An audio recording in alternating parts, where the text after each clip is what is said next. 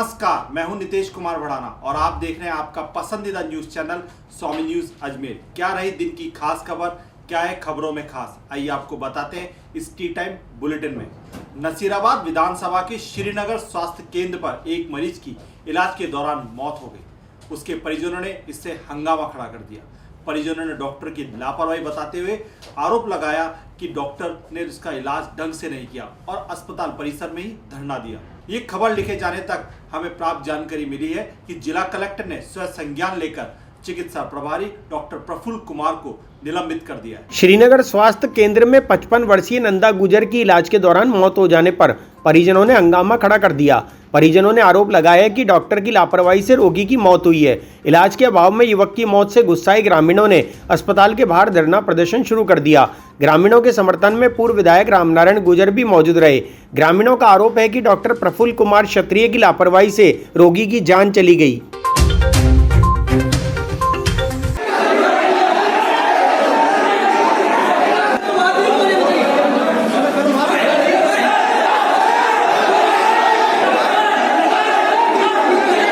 सरकार का नियम नहीं है। ऐसा है डॉक्टर का जो उनकी मांग है वो ये है कि एक तो इसको पहली बात सुनिए।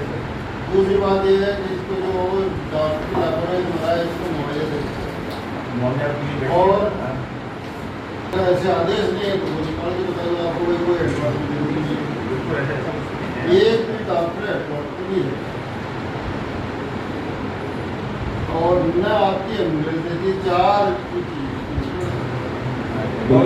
लोक चिकित्सालय है, लोग का खाना है, सब कुछ है। यहाँ पे जो जांचें होती है एम्बुलेंस नहीं है। यहाँ पे जो जांचें होती है ना 36-37 जो जांचें होती है, एक भी जांच यहाँ नहीं होती, सबके लिए कहते थे यार खराब। पुष्कर चिकित्सालय में कोरोना से बचाव के लिए दूसरे डोज को लगवाने के लिए शिविर का आयोजन किया गया, जिसमें 165 से अधिक लोगों ने कोरोना से बचाव के लिए वैक्सीन का दूसरा डोज लिया। केंद्र पुष्कर में वैक्सीन के दूसरे डोज लगाए गए। इस संबंध में चिकित्सक ने जानकारी देते हुए बताया कि 300 डोज आए थे, जिसमें से 165 लोग वैक्सीन लगवा चुके हैं।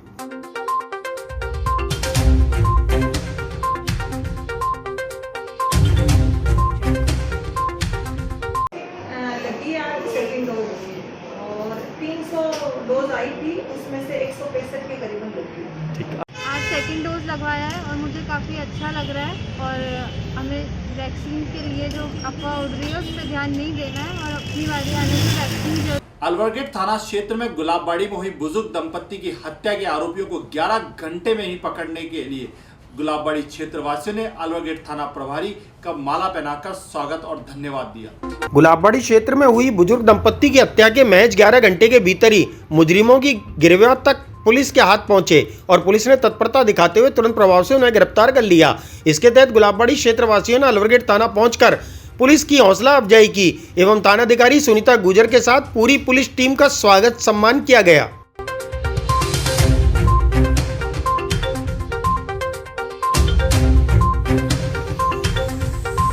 बिल्कुल निश्चिंत रूप से जो कल एक अपराध हुआ, जघन्य अपराध था, उस अपराध में जिस तरह से हमारे सभी उच्च अधिकारियों, मेरे थाना की टीम और सभी लोगों ने जो मिलकर के एक सराहनीय काम किया, उसके लिए मैं पूरी टीम को और अधिकारियों को धन्यवाद देना चाहती हूँ। साथ ही उसी की वजह से जो आज लोग हमारे हौसला अफजाई के लिए आए, मैं उनका भी धन्यवाद देना चाहती हूँ।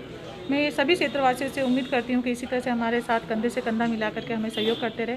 बिल्कुल हम आपके लिए हैं, आप हमारे लिए, हम मिलजुल करके इसी तरह से हर कोई भी प्रॉब्लम आएगी उसकी कठिनाई का सामना करेंगे। जो सोमवार की रात को बुजुर्ग दंपति की जिस तरह से उनकी नरसिंह हत्या की गई थी और उस हत्या की महज 11 घंटे के अंदर अलवरगेट थाना के जो प्रभारी हमारी सुनीता गुजर जी, उनकी टीम ने जो हत्यारों को पकड़ने में जो तत्परता दिखाई है, उसी का हम आभार व्यक्त करने आए हैं, उनको साधुवाद देने आए हैं कि उन्होंने जो तत्परता दिखाई है, ये तत्परता उनकी आगे भी बरकरार रहे, ताकि ऐसे कोई अपराध करने वाले हैं तो वो पहले सोचे कि नहीं, अलवरगेट थाने की पुलिस प्रशासन इतना सजग है कि हमें गिरफ्तार कर लेंगे, तो वो ऐसे अपराध करने से डरें।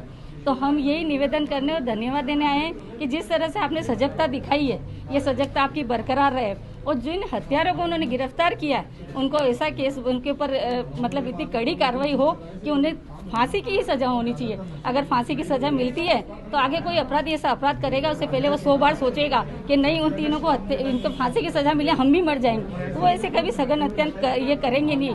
तो हमारा ये निवेदन है कि जिस तरह से पुलिस प्रशासन ने जो सजगता दिखाई है, सजगता बरकरार है, क्योंकि कल जब ये सुना हमने सुबह मॉर्निंग में उठ के तो हम खुद भी घबरा गए थे। और हम घर में, मैं खुद स्वयं अपना बताऊंगी कि मैंने चारों तरफ से गेट बंद करके अकेली घर में थी, क्योंकि मुझे डर था कि हमारे आसपास में ही ऐसे कई अपराध पल रहे हैं।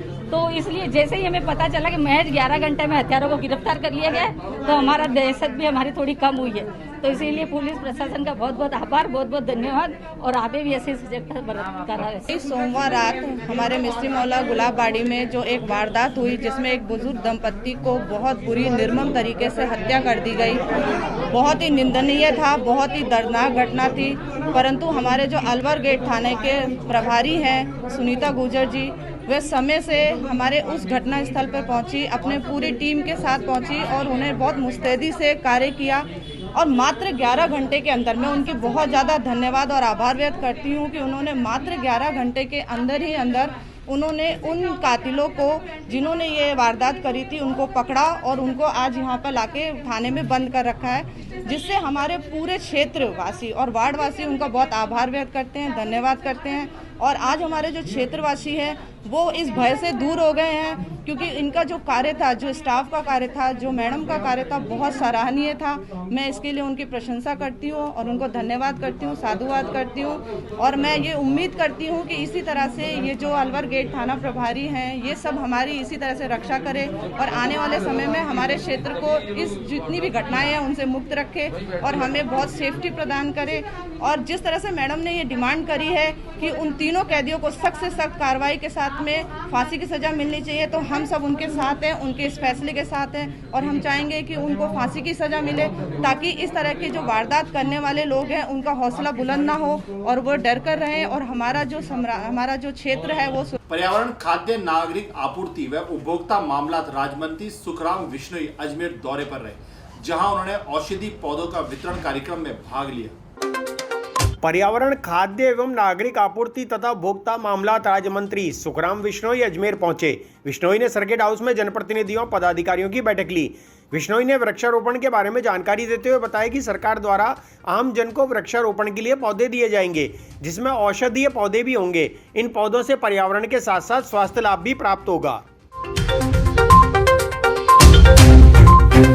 पूरे जिले में आधे घरों में इस वर्ष पौधे वितरण किए जाएंगे। 4 तरह के पौधे हैं, अश्वगंधा है, गिलोय है, कालमेघ है, तुलसी है।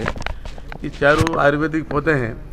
पिछले कोरोना काल में लोगों ने इन पौधों की महत्ता को महसूस किया। गिलोय है, उसका काढ़ा पीते थे, उससे इम्यूनिटी बढ़ती है। तो राजस्थान के माननीय मुख्यमंत्री जी ने ये महत्वपूर्ण निर्णय लिया और प्रत्येक परिवार को आधे घरों को 2-2 पौधे, एक के 8 पौधे हम निःशुल्क देंगे, वितरण करेंगे शहर में, गांव दोनों में, ताकि वो उसका आयुर्वेदिक फायदा ले सके। कोई बबूल के पौधे नहीं लगाए हैं, नहीं लगाएंगे। किसी ने लगाए तो उनके खिलाफ कार्रवाई करेंगे। जो हमारे रेगुलर पौधे फलदार, छायादार है, उसका तो वितरण पहले की तरह चालू ही है। जो टारगेट दे रखा है उस टारगेट हमारी खुद की ज़मीन है फॉरेस्ट की, उस फॉरेस्ट लैंड में लगाएंगे। और या कहीं भी जो हमारे NGO हैं, सरकारी संगठन संस्थाएं, उनको भी हम पौधे निःशुल्क भेंट करेंगे ताकि फलदार छायादार पौधे हर वर्ष की भांति लगे। ये जो माननीय मुख्यमंत्री की योजना, ये तो घर घर औषधि योजना 4 पौधों की उसकी अतिरिक्त है। पुष्कर की ज्योति विकास समिति द्वारा वैष्णव धर्मशाला में जरूरतमंद 300 परिवारों को खाद्य सामग्री का वितरण किया गया। लॉकडाउन से बेरोजगारी की मार झेल रहे जरूरतमंद परिवारों को तीर्थनगरी पुष्कर में ज्योति विकास समिति अजमेर द्वारा वैष्णव धर्मशाला में 300 परिवारों को खाद्य राशन सामग्री के किट भेंट किए गए। आज कोविड-19 को देखते हुए बहुत सारे बेरोजगार लोग हैं जिनके पास खाने पीने का राशन सामग्री नहीं है। हॉस्पिटल करने वाले, कठपुतली चलाने वाले, पर्यटन से जुड़े जो लोग हैं, जो कई से बार ऊँट चलाते हैं और अपना जीवन यापन करते हैं, उनके साथ हम लोग मिलकर ज्योति विकास समिति अजमेर के द्वारा एक राशन किट और एक गुदड़ी हम लोग अपनी संस्था की तरफ दे रहे हैं आने वाले ठंड के समय को देखते हुए, ताकि बच्चे, छोटे बच्चे और जितने भी हैं ये खुशी का इस्तेमाल कर सकें और राशन किट के अंदर हम लोग 10 किलो चावल, 1 लीटर तेल, 2 किलो चने की दाल और 2 किलो चना, इस तरह से 1 किलो नमक की थैली, इस तरह कुल मिला के 23 किलो का 25 किलो का एक किट हम लोग 300 जनों को हम लोग ये किट प्रोवाइड करेंगे। और ये ज्योति विकास समिति अब तक लगभग 3500 किट अजमेर जिले में बांट चुकी है। अभी हम लोगों ने सोचा कि आर्ट एंड कल्चर से जुड़े हुए जितने लोग हैं जो कि बहुत समय से बेरोजगार हैं, 16-17 महीने से लॉकडाउन की वजह से, तो इस बार हमने सोचा है कि हम इनको इस बार लाभान्वित किया जाए। संस्था की ओर से हम लोग भी चाहते हैं कि इनको भी हम लोग राशन सामग्री। आज वैष्णव धर्मशाला पुष्कर में ज्योति विकास समिति की ओर से ज़रूरतमंद परिवार को राहत सामग्री किराना का सामान दिया गया और हमारे जो ज्योति विकास समिति के जो निर्देशक हैं रॉबिन जी, उनके द्वारा ये राहत सामग्री जरूरतमंद परिवार को वितरित की। एलएलएम और एलएलबी में प्रवेश के लिए अंतिम तिथि को बढ़ाने की मांग को लेकर एबीपी द्वारा राजकीय विधि महाविद्यालय के प्रधानाचार्य को ज्ञापन दिया गया। राजकीय विधि महाविद्यालय एवं अखिल भारतीय विद्यार्थी परिषद इकाई ने परीक्षा फार्म भरने की अंतिम तिथि बढ़ाने की मांग को लेकर ज्ञापन दिया। इकाई अध्यक्ष दिनेश चौधरी ने जानकारी देते हुए बताया कि इस वर्ष पूरे राजस्थान में अंबेडकर लॉ यूनिवर्सिटी के तहत DLL, DCL तथा LLM और LLB प्रथम वर्ष के परीक्षा फॉर्म भरे रहे हैं, लेकिन DCL, DLL और LLM के रजिस्ट्रेशन नंबर जारी नहीं होने से विद्यार्थी अपना परीक्षा फार्म नहीं भर पाए और LLB के विद्यार्थी भी तकनीकी कारणों से परीक्षा फार्म नहीं भर पा रहे हैं। इसलिए परीक्षा फार्म भरने की अंतिम तिथि को बढ़ाया जाए, अन्यथा विद्यार्थी परिषद आंदोलन करेगी। Doctor Bhimrao Ambedkar law university Jaipur से परीक्षा फॉर्म भरे जा रहे हैं, तो इसके अंदर LLB प्रथम वर्ष, LLM प्रथम वर्ष और DCL और DLL के विद्यार्थियों के लिए परीक्षा फॉर्म की अंतिम दिनांक 30 जून है। तो हमने मांग की है कि इसे बढ़ाकर 5 जुलाई कर दी जाए। LLM, DCL और DLL का रजिस्ट्रेशन नंबर अभी तक यूनिवर्सिटी द्वारा जारी नहीं किया गया है, जिससे विद्यार्थी अपना फॉर्म नहीं भर पा रहे हैं और प्रथम वर्ष में भी समय बहुत कम दिया है, जिससे कुछ विद्यार्थी परीक्षा फॉर्म भरने की सूचना नहीं मिलने के कारण इससे वंचित रह गए हैं। तो हमने प्रशासन से मांग की है कि 5 जुलाई तक डेट को बढ़ाया जाए, जिससे विद्यार्थी अपना परीक्षा फॉर्म भर सके। फिलहाल इस बुलेटिन में इतना ही। आगे की खबरों के लिए चलते हैं माधवी स्टीफन के पास।